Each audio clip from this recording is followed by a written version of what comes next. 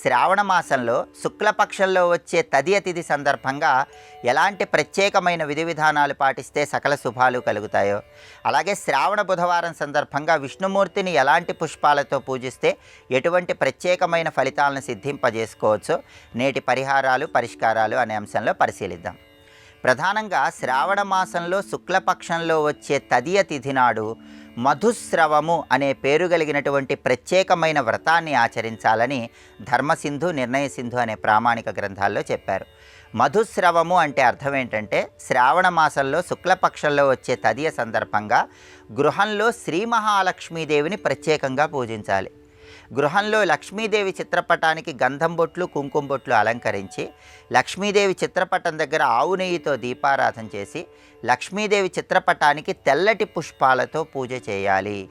ఓం శ్రీం శ్రీయై నమః అని స్మరించుకుంటూ తెల్లటి పుష్పాలతో లక్ష్మీదేవి చిత్రపటానికి పూజ చేసి, ఆ తర్వాత లక్ష్మీదేవికి తేనె తీపి పదార్థాలు నైవేద్యంగా సమర్పించాలి. దీన్ని మధుస్రవం అనే పేరుతో పిలుస్తారు. శ్రావణ శుక్ల తదియ సందర్భంగా ఈ మధుస్రవం అనే వ్రతాన్ని ఆచరించడం ద్వారా లక్ష్మీదేవిని తెల్లటి పుష్పాలతో పూజిస్తూ తేనె నివేదన చేయటం ద్వారా సంవత్సరం మొత్తం లక్ష్మీదేవి అనుగ్రహానికి పాత్రులై ఆదాయ మార్గాలు పెంపొందింపజేసుకోవచ్చు, వృధా ఖర్చుల తీవ్రతను తగ్గింపజేసుకోవచ్చు.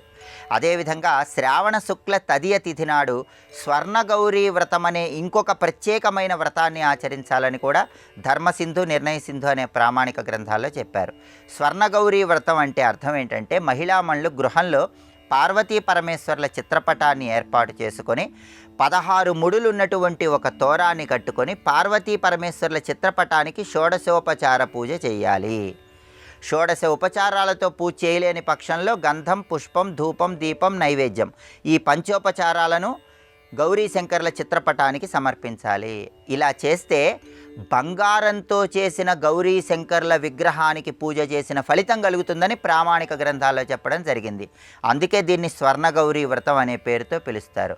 కాబట్టి ఏకకాలంలో లక్ష్మీదేవి అనుగ్రహము, గౌరీ కటాక్షము సిద్ధింపజేసుకోవటానికి అనువైనటువంటి తిథి శ్రావణ శుక్ల తదియ.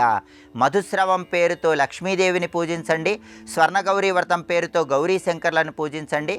గౌరీదేవి అనుగ్రహము, లక్ష్మీ కటాక్షాన్ని సిద్ధింపజేసుకొని సకల శుభాలను అందిపుచ్చుకోండి. అలాగే శ్రావణ బుధవారం సందర్భంగా తెల్లగన్నేరు పూలతో శ్రీమన్నారాయణమూర్తిని పూజించినట్లయితే భోగభాగ్యాలను సిద్ధింపజేసుకోవచ్చని నరసింహ పురాణంలో చెప్పారు.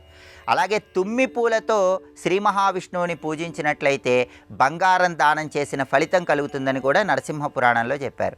జాజి పూలతో విష్ణువుని పూజించడం ద్వారా కూడా విష్ణువు విశేషమైన అనుగ్రహం కలుగుతుందని నారద పురాణంలో చెప్పారు.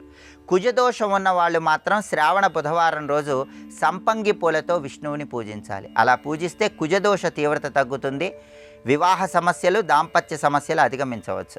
అలాగే శ్రావణ బుధవారం సందర్భంగా శాల పుష్పాలతో అంటే మీ ఇంటి ఆవరణలో పెరిగిన మొక్కల పుష్పాలతో విష్ణువుని పూజించడం ద్వారా మీ మనోభీష్టాలన్నీ తొందరగా నెరవేర్చుకొని విష్ణుమూర్తి సంపూర్ణమైన అనుగ్రహానికి సులభంగా పాత్రులు కావచ్చు. ఇలా ప్రత్యేకమైన పుష్పాలతో విష్ణువుని పూజించడం ద్వారా విష్ణుమూర్తి అనుగ్రహానికి కూడా సులభంగా పాత్రులు కావచ్చు.